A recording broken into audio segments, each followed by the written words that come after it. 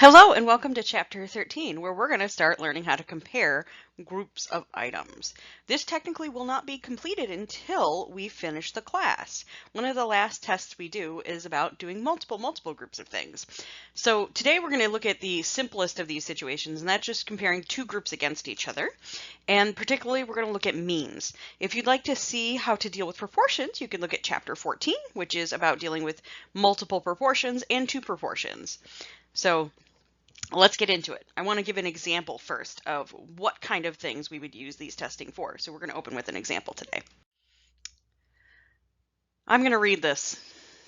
That should be annoying.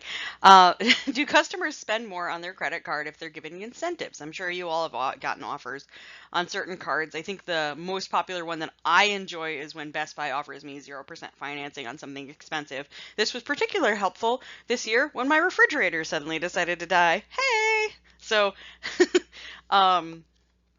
there's incentives they do, like points, or most of the airline ones offer mileage so that you can earn your way towards a free trip or a free, well, not really free, a point-driven flight number. So if you earn enough miles, you can essentially get your flight for free.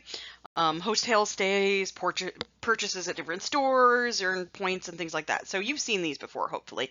If you don't have a credit card, good for you. Try to keep it that way. They're a bit of a pain in the butt. Anyway, so to answer this question, what we want to look at is, do credit card users perform differently between these two samples? Given an offer versus no offer, are we seeing a difference amongst our customer behavior? If there is, then our offer appears to be working. We're getting more business from this. It's generating some difference. So what we're going to do is we're going to compare the performance of these two offers from samples, like always, and decide whether or not this new offer that we're looking to roll out for our credit card company is going to be worth it, or if it should be offered to the entire customer base. So this is really very much an example of how you might use different things to attract more customers and which ones work. All right. Come on. Ooh, it's going slow today. All right. So let's look at comparing two means. So the idea is we're going to look at statistics of interest in a difference of groups. So we want to have two groups. We do offer versus no offer. So as you look at the symbology for this, remember this is sample offer minus sample no offer. You could have done this the other way, but you want to keep consistent in whatever direction you want to do this. So that means the population proportion when I would be looking at is the difference between the population mean offer and the population mean for the no offer, and asking, is there a difference between the means? I want to know, is there something going on here? So the typical null hypothesis for this is going to be that there is no difference, which would look like this. So the typical null would be, oh, I don't think, these two differ at all, which would be to say, oh, their difference is 0. The other way you might see this is, oh, well, if there's no difference between them, then they must be the same. Okay, so that's the two ways you could probably see this coming up. And yeah, this is totally going towards, we're going to do hypothesis testing. So in order to tell if there's an observed difference in the sample means to indicate a real difference in the underlying populations, we'll need to know the sampling distribution model and the standard deviation of the difference. So the idea is, this is looking very formulatic like the last couple chapters of, oh, is there a difference? The first thing I need to do is formulate a model and then use that model to see if I can calculate or build the difference. So after we have that, we'll be able to do things like predict what the difference is using confidence intervals, or test to see if there is a difference using hypothesis testing. So it's actually really easy to find the mean and standard deviation of the difference. We're calling this the spend lift, so the increase in spending, the difference in spending from previously. And we call it a lift because usually it's a positive value. And it's also different in time, which is a usual typical labeling of this, in case you've never seen the word lift used to describe increases before. Anyway, and we're going to need the standard deviation. So we're going to use some simple rules here. If the sample means come from independent samples, the variance of the sum or the variance of the differences is the same. Ooh, do we remember this? Let's find out. This was done back in Chapter 7 when we looked at the variance of the sum or difference of two variables and noticed that it's just the variance of the sum of the two of them. And the real reason why it always ends up being a sum is because Variance is always positive, so that negativity gets actually absorbed into the formula. If you'd like to see some details on that, feel free to drop me a line when you watch this and I will actually make a video on it. If nobody says anything, I'm not going to, because although it is some interesting algebra, it might not be all that interesting to you personally. Or you can just look at this and be like, yeah, we totally believe her that this is true. Okay, so here's a way to work yourself through this. So what I really want is I want the standard deviation of the difference of the two means. In order to do that, I'm going to do the square root of the difference of their variances. Well, the sum of their variances. So right here, I want to remind you of something. On the previous slide, I showed you that the sum of a variance is the variance of the sum, and the sum of a variance is the variance of the difference. Here's a quick reminder. When I'm doing any standard deviation, that's the same as the square root of the variance. Woohoo! And similarly, if I want the variance, I should square the standard deviation.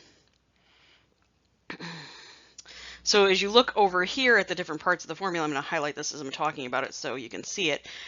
This first part is just saying like, oh, I want the standard deviation of the difference of the two. Well, that's going to be the square root of their variance. And the variance of the difference is this part. It's the sum of their variances. And then going from here to here, all I'm doing is filling in the fact that the variance of y bar number 2 is the square of the standard deviation of y bar number 2. So that's what that's coming from. That's the standard deviation of y bar number 2. And then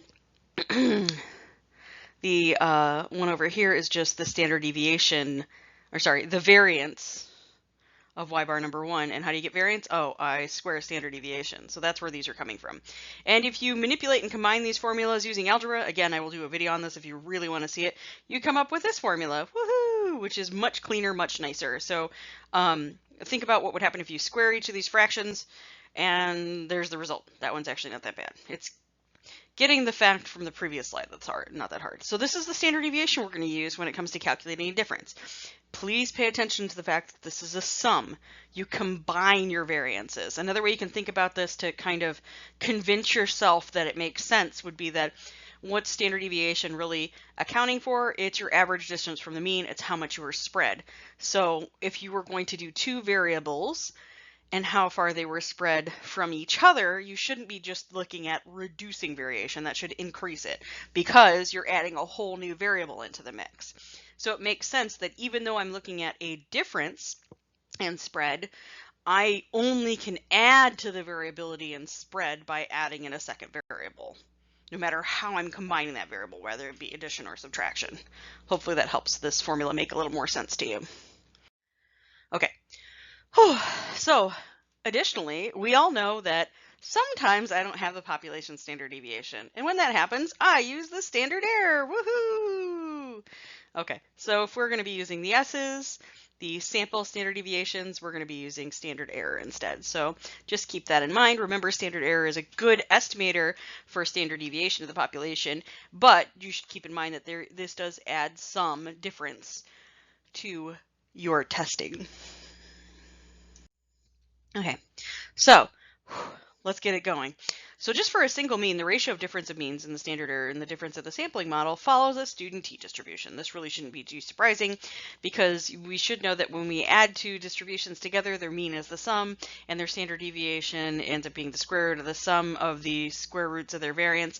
And that's what I just went through. So it's not really surprising that it ends up being a t because we don't know the sample size. So what I'm really looking for is a t-distribution model.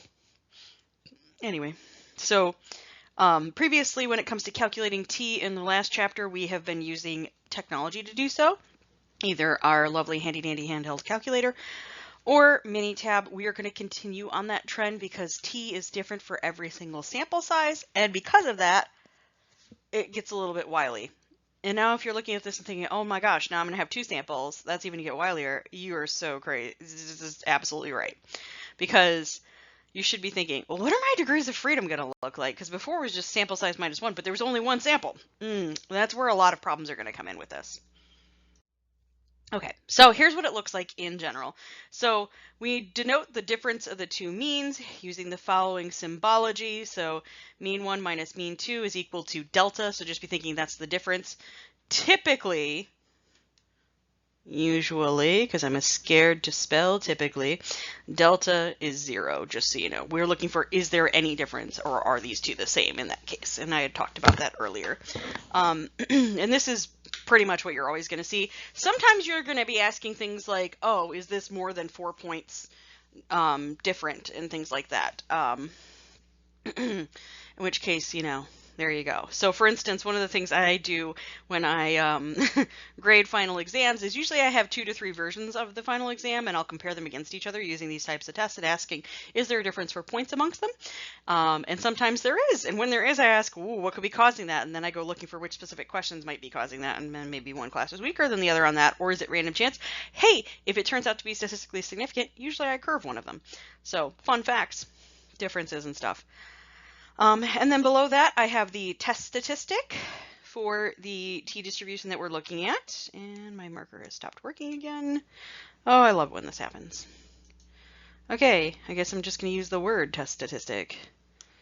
Test. This is so annoying when this happens. Okay, so so there's your test statistic. T equals the difference in y's minus delta divided by standard error. This is not any different from anything you've seen before. It's always values from the sample minus the means divided by standard deviation, where the standard deviation is the combination we've seen previously. Now, I'm leaving it a little bit vague about how to calculate the degrees of freedom with this. I mean, and your book does this too. It says, oh, okay, that skipped ahead a little bit before I planned, but for the previous slide, what I was noting is that I'm vaguely putting in not what the degrees of freedom calculation is, because it's terrible. If you'd like to see it, I will put it on the formula sheet for your midterm exam. In case you want to use it, Minitab automatically calculates it for us. And usually so does any other software that you use, because it is kind of an atrocious formula. And no, you won't have to know it or memorize it or anything like that. You just have to know how to use it. Anyway, so usually when we're constructing the hypotheses for this, we usually use the hypothesized delta. Again, usually this is 0. And we talk about this as the ratio of differences in means for our sample. And then we use the standard error, you know, to figure out how many standard deviations away from the mean our sample is. And then we use the student t value to perform this test. All the words I just said are formalized in the next slide. Ready? Let's go. Okay. So when looking at a hypothesis test, we're doing what's called a 2-sample t, and the mean is, well, sorry, the null hypothesis is that we think the difference is going to be some delta 0. The delta 0 behaves the exact same as 0. Usually we notate it with a 0 just so we're aware that this is a hypothesis test, not a confidence interval. And so we hypothesize the difference. This difference is usually almost always 0 unless we suspect there is some difference in measurement here or value. And again, this is the test statistic. Oh, I can write again. T, and the standard error, and so on and so forth. So as you look at this, none of this is new. What we're doing is the exact same thing that we did in Chapter 12, Chapter 11, and Chapter 10. We're starting with a null hypothesis. We're going to loosely use the t-distribution to decide whether or not that sample that we got for the test statistic is going to be unusual or not, and we use that as evidence either for or against the null hypothesis, obtain a p-value. These are all the same steps. Where you have to be careful is how you formulate this with the difference and how it turns out you calculate a few things. This gets a little complicated. Let's see what assumptions and conditions I need in order to make this work. The first thing we're going to need is independence. This is not too surprising. It's been a requirement for almost all of our tests, and this is to make sure that when we sample well.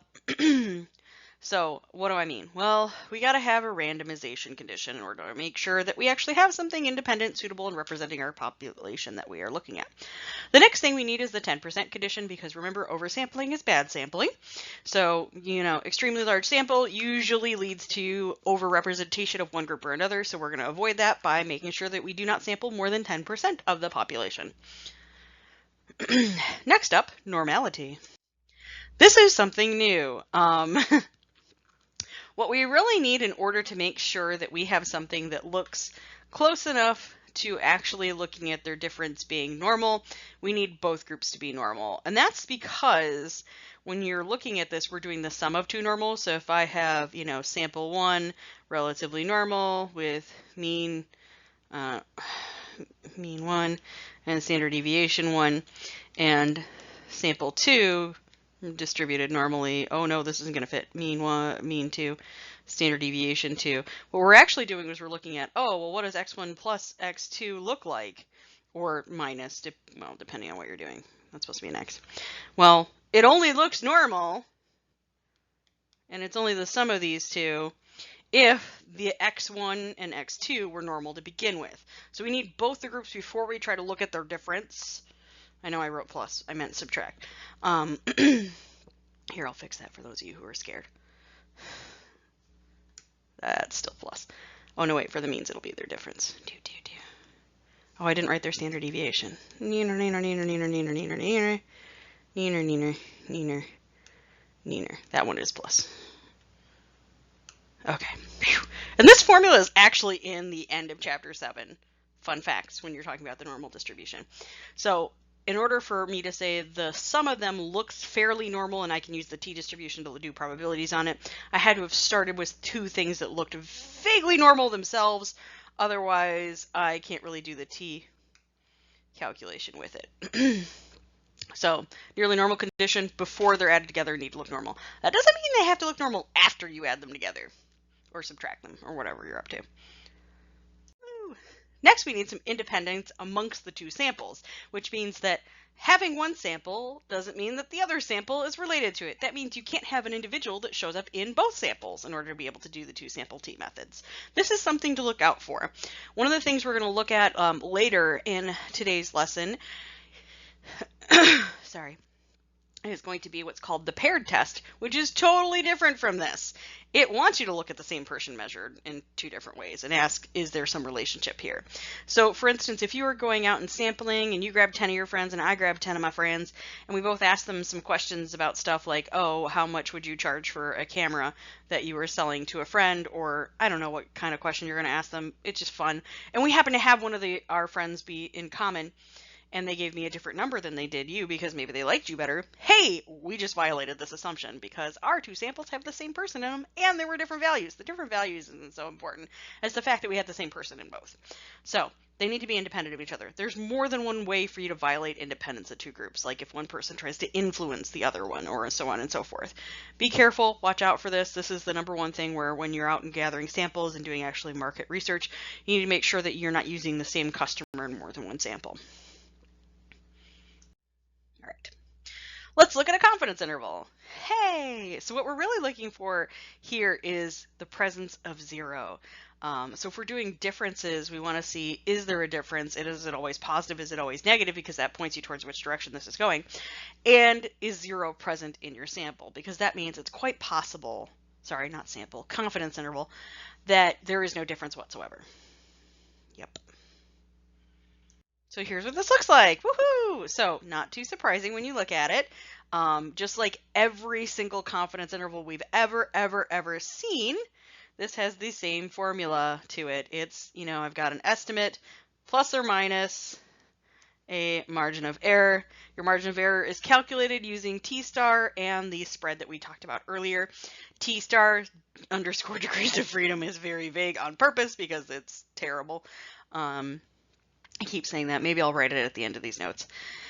I don't have space to write it because it's huge. It's just huge. I'll throw it in at the end for funds. All right, let's look at an example using this. All right, so we're looking at website design. A market analyst wants to know if a new website is showing an increased number of page views per visit. So what we're looking at is, do the people spend more time on the site when they reorganize it or change it a little? So a customer randomly is sent to 1 or 2 different websites offering the same products but with different designs. Given the statistics below, run a hypothesis test to determine if there is a difference in mean with the number of page views per website. So what we're looking at here is, and I've done a test like this before. This is also called an A/B test, where we compare 2 different options and decide which one's better, option A or option B, or in this case, option 1 and option 2. What we're looking for is the new design causing like something like easier navigation or something that's causing customers to stay? Maybe they like it, it's easier to read, it's more easy for them to find what they're looking for. Because I'm sure you all have been on some annoying websites that are not easy to navigate.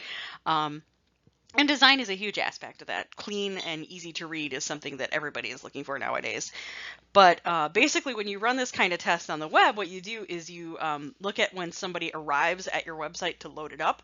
Usually it takes the random time signature from whatever time they were at. And if the last number is even, it dumps them into one. If the last one's odd, it dumps them in the other. It's actually pretty easy to do. And then you just track their behavior.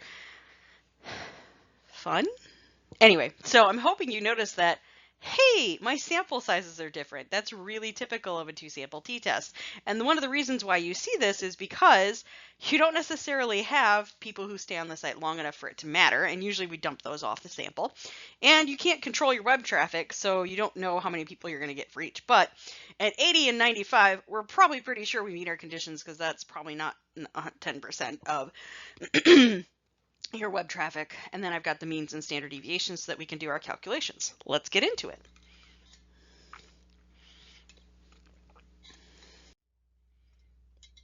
I super thought this was a confidence interval. I need to be more careful with my notes. Anyway, so here's my null and alternative hypothesis. I have the assumption that, oh my gosh, I think one is bigger than the other. Good times. And then I want to make a note on here for you all, because I have a feeling this is going to get confusing real quick. I calculated my test statistic. I have the degrees of freedom up here randomly, because I'm sure that was easy to figure out. It's not. I used Minitab to do this whole thing, except for, you know, this part with the fractions, because clearly I did that by hand, as you can tell, just so you can see where to plug things in. And one thing that's kind of important to note as you look over here is that I'm assuming their means are the same, which if you subtract mean 2 over here, you get mean 1 minus mean 2 is 0, and that's my delta value that normally would go here, and subtracting 0 is silly, so I didn't put it on there. The last thing to note is that since this is a not equal to, this is a two-tailed test. Ooh. And so what I'm really looking for is this bigger than the test statistic, and is it smaller than the negative of the test statistic, which is exactly why I used absolute values down here, because that's exactly what that says. This is a really common tactic to make stating this test shorter and any two-tailed test shorter. And I added this in because I realized a few places in your textbook they do this, and I wanted to make sure I explained to you why.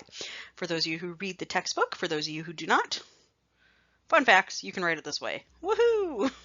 Anyway, I calculated this. It's pretty big, 55.73% big. That's pretty large. I'm sure you're already thinking, ooh, I know where this is going. I've done hypothesis testing for like the last week or so, or 2 weeks, or, you know, plus that one. It's been a while. You've done a lot of this. So we're going to definitely fail to reject this action, because that's a very big P. So there is no evidence based on the two samples that the mean number of pages visited, sorry, web pages is visited, it should be pages, sorry, that's a typo, differs between web page 1 and web page 2. So there you go. It appears there is not a difference between these two. But you should ask yourself, you know, is that reasonable? Is it 0? How big could the difference be? I mean, it still doesn't tell me their difference on average. It just says it's probably nothing. We need a confidence interval for that.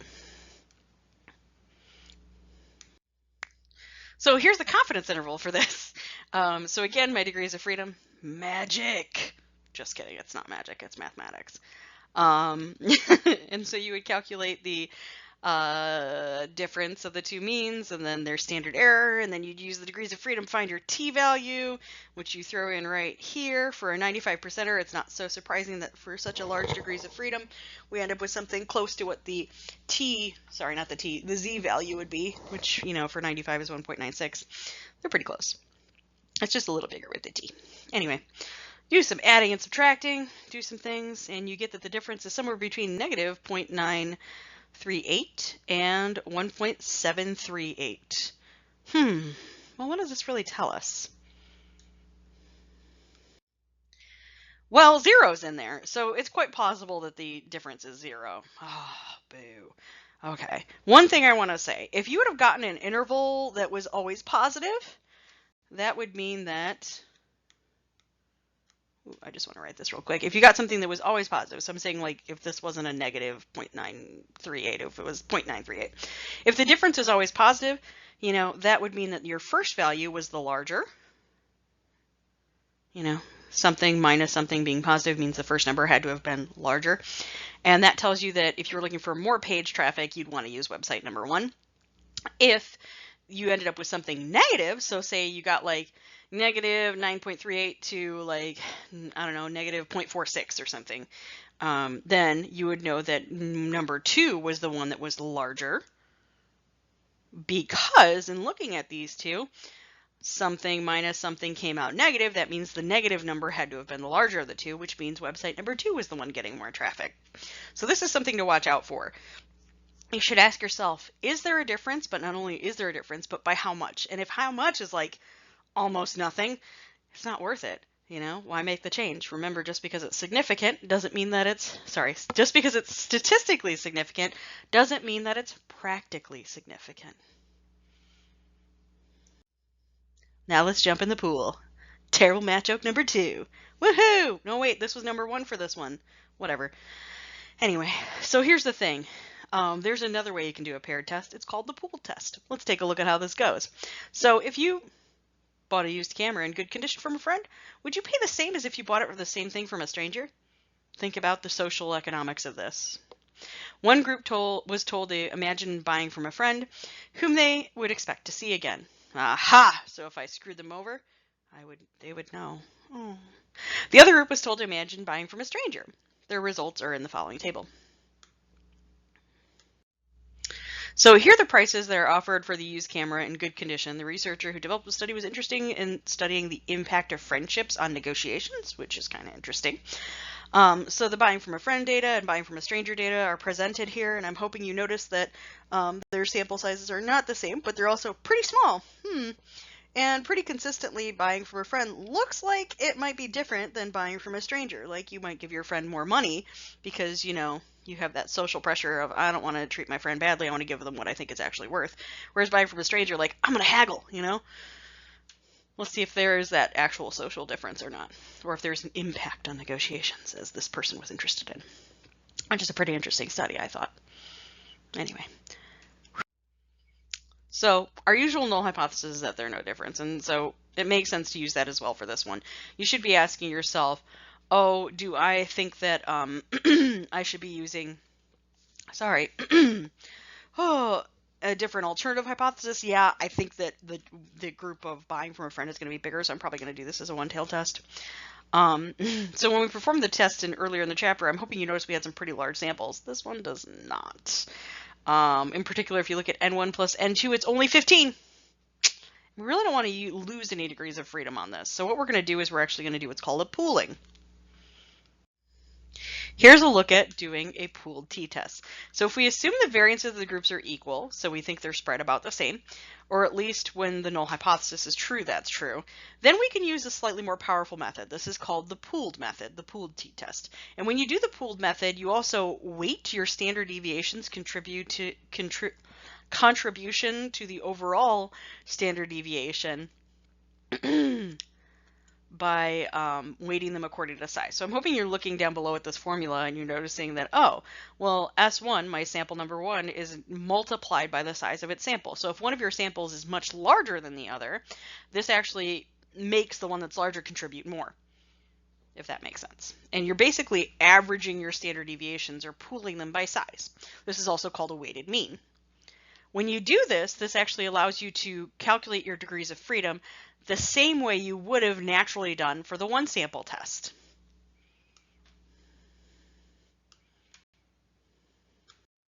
So when you do the pool standard error, you actually use the pooled value from the previous page to calculate your two poolings, and it comes out to a much simpler formula. And because of that, the T model is much simpler. Now look down below, look at the bottom. Look at that degrees of freedom formula. I keep hiding the other one because it's a horrible, disgusting disaster. Look how much neater that is. It literally is just what you might have expected in the first place. Oh, I'll take the degrees of freedom of one sample and add the degrees of freedom of the other. Done. This is how you get that done. But it only can be done if you think the two populations are spread about the same. The most common way I see this used is usually amongst men and women, although men and women sometimes have different behaviors, usually spread about the same way. Think of things like height and weight. Although men and women are clearly different heights on average, the spread of their heights is about the same. There's about as many short women as there are short men, and so on and so forth. If you'd like to see this, I have some height data separated by gender that will show you just this. Yay! Okay, so remember, most importantly, when you're doing this, you're assuming equal variance. What we're really saying is, when I look at the population, these are the same. The spread of sample 1 and spread of sample 2 in the population are the same. When you do this, you can still do the same type of testing you would have done for both the hypothesis test and the confidence interval. It's just how you calculate the standard deviation changes, and therefore your standard error changes, and your degrees of freedom changes. So I've put the formulas below, and I have to do them onto the next slide, unfortunately, too. So there you go. Now, again, this is more formulas, but you have a formula sheet, so you're good. And this also changes, last but not leastly, the confidence interval. Ta-da! Okay, so the biggest difference I would say here is now you know how to do the degrees of freedom. Oh no, I just wrote on that terribly. Hold on. Highlighter. Good job, teacher. The degrees of freedom is calculated in a much more natural way when you pool. But be careful, you can only pool if you know for certain that the spread of the two samples or the two populations you're gathering your samples from looks about the same. But there's some caveats to that. It's never really wrong to pool, but, you really should only do it when you have the equal variance assumption, and you know for sure that's true. That's hard to come by sometimes. So I'm going to warn you right now, usually the difference between the pooled and the unpooled test, which is the one we did earlier, the standard 2-sample test, is almost nothing. In fact, it's usually not statistically different any way, shape, or form. So if you ever accidentally pool, you're probably going to be fine. So I would say that accidentally pooling when you shouldn't have is usually the one that yields less error. Choosing the 2-sample when you should have pooled yields a little bit more error, but usually it's not enough for it to be significant. So be careful when you're doing this. And in Minitab, it's really easy to make this mistake, unfortunately, because it's literally checking one box. Yikes. I'll show you that in the examples for this chapter. And in the, why is my brain failing? Case studies. Yeah, okay, sorry. That was terrible. I should re-record that, but I'm running out of time. Now let's talk about paired data. So paired data is the last test we're going to look at and last type we're going to look at. And the biggest thing is paired data is not really 2 samples. It's 2 different groups measured on the same person. This is usually thought of as before and after data. And you are looking for, did things change over time, or is there a difference? But the big thing is that you have one individual measured twice.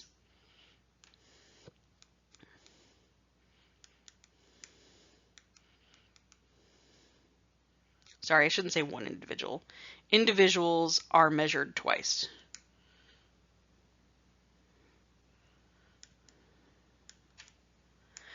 And really what this is about is asking, did my intervention or thing I did cause a change in this sample? These are very strange circumstances. And here's the thing. I put this as a note, but I should have put it like in terror colors, because you really should never use 2-sample, pooled or unpooled, I don't really care, methods on data that's paired. Data that are paired. Let's use correct English. Okay. So when you're looking at the paired data test, what you're really doing is a difference test. So you're just subtracting and then doing the t-test on one sample. And that sample is the difference coming off the 2 values coming from before. It's a difference test. So let me show you how this tests. Let's go through the assumptions and conditions of this test, and I'll show you one, and it's not as bad as what you might be thinking.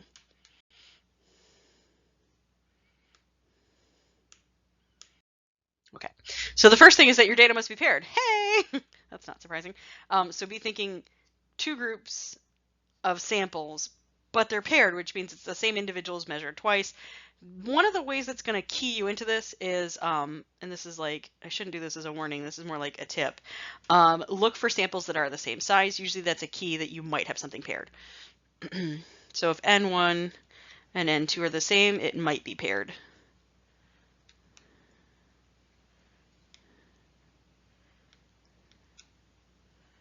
That doesn't mean it is. It's just that that's a key that it might be. If they're different, there's no way it's paired.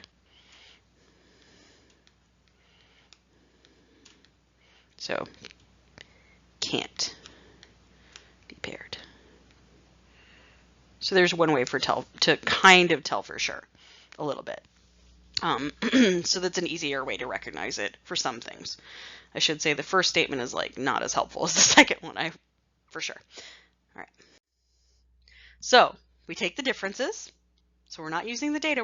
The first two samples, you're doing the difference of the samples and doing the following to them. You look at the differences and ask, is it random? Does it meet the 10% condition? These are all pretty standard. The next thing we want to ask, is it nearly normal? And again, we're still looking at the differences here, not the sample 1, sample 2, the differences. So after you subtract them from each other. Okay. And then after that, the difference test looks like a one sample t-test. This doesn't look any different than before. So be thinking new minus old, I figure out what the data difference is, and then I do this on a one sample. So you're looking at the mean difference. Again, this is going to be one that looks like 0. It's not going to be anything too surprising that way. Yep. Whew. And then our standard error looks like exactly what you might expect. This degrees of freedom for this, since our two sample sizes are the same, we just use n for this. So if you're looking at this and being like, shouldn't there be an n1 and an n2? Nope. Since n1 and n2 are equal, we just use n for this. So don't let that confuse you. So our degrees of freedom is just one smaller than whatever your sample size happened to be. So if you have like 8 of your student workers that you give some training to, and before you give the training, you measure how efficient they are, and then you do some training and you measure them again, then you subtract those values from each other. So you'd take the new minus the old, and you'd get this list of data of your 8 workers, so your sample size would be 8. And that's the one you would do the standard deviation on and find the mean of, and then do the test on. You see how this is working? It's not two pieces of data. You do the difference and do it on just one. Okay, so the paired interval looks completely unsurprising. It looks exactly like a one sample t-test with all these D bars everywhere. So remember, D, just think difference. Sample 1 minus sample 2. Let's do an example. Okay, so I'm sure you've heard of enterprising resource planning systems, I'm hoping. If not, welcome to a new idea. These are usually used for transactional data or doing transactions. So the idea is that after a new ERP system is installed, the acceleration of financial close processes is measured to gauge the effectiveness of a new system. The data are gathered from 8 companies, magically 8 again, that's weird, who report in their average time in weeks to the financial close and after the implementation of their ERP system.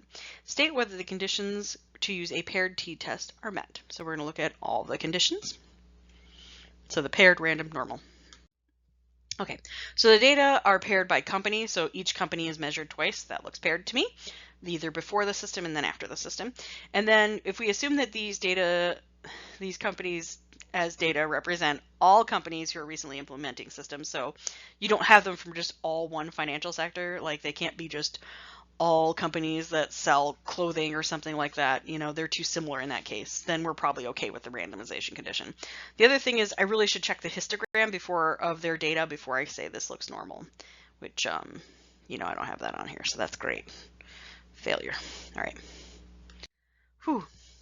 So after the new ERP system is installed and we look at the gauge of effectiveness, we come up with a 95% confidence interval to be 0.05 to 1.847 with a t of 2.5 and a p-value of 0.041, which is significant at the 5% level, as you should notice. What conclusion should you make about the difference before and after the new implementation? Now would be a good time to pause this and ask yourself, hey, what do I think this is going to mean, before she gets to the answer. All right, was it what you think? Your p-value is small. It looks pretty like we should be rejecting. It looks like there is some difference here.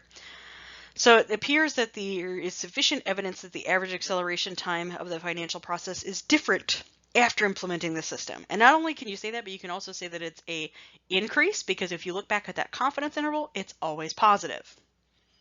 All right, summary time. Which method should you use when? Oh, okay.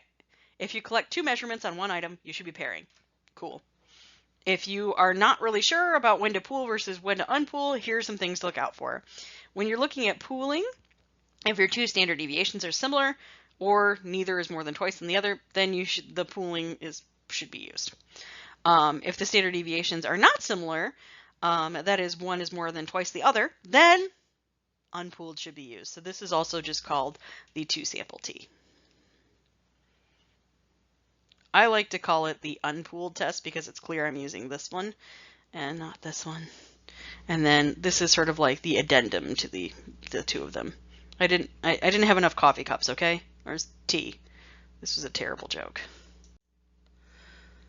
Okay, and the last thing to look out for is when you're doing the degrees of freedom for the paired, it's just n minus 1. For the pooled, it's just going to be n1 minus 1 plus n2 minus 1. It's just the degrees of freedom of the individual samples together. And then lastly, because I am a glutton for punishment, here's the degrees of freedom for the unpooled one. And I warned you this one was kind of awful. We'll see if I can make this fit. So the numerator, yeah, it's going to be that big. Just be prepared. Looks like the sample 1's standard deviation squared over its sample size plus the same thing for sample 2. And then we square those. And then we do the degrees of freedom for sample 1 as a fraction times, well, the same thing squared individually. This looks like, do you see why I said this was crazy terrible? And then the same thing for sample 2. God, I hope this is legible. If you find this too illegible, go to your formula sheet for the midterm exam. It is on there, typed nicely, which is what I should have done, but I decided I should throw it in there so you can see how bad it is.